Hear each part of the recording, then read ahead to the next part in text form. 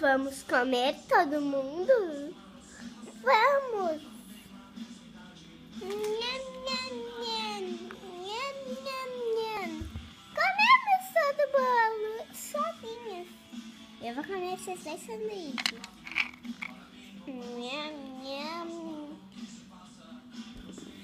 Acabou. Eu vou comer esse bolinho e esse suco de maçã. Nham, nham, nham, nham.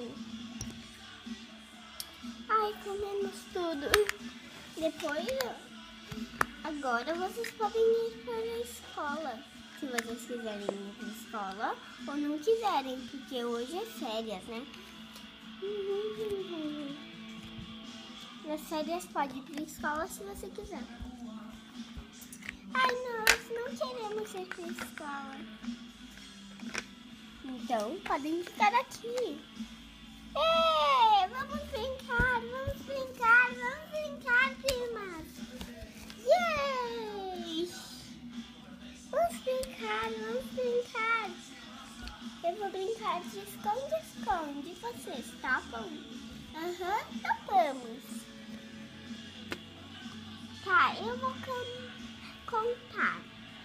1, 2, 3, 4, 5, 6, 7, 8, 9, 10.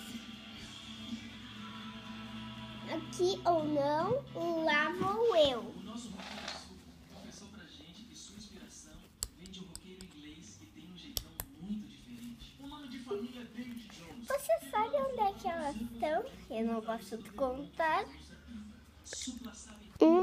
Só queria saber. Aí você não precisava me contar, tá? Tá, eu sei onde é que elas estão.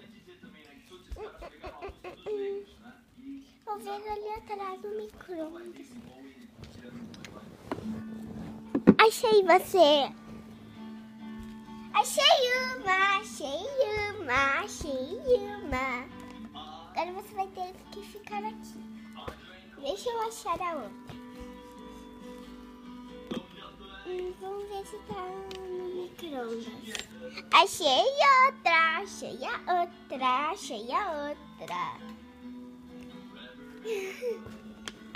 Agora você te conta. Tá. Já vai.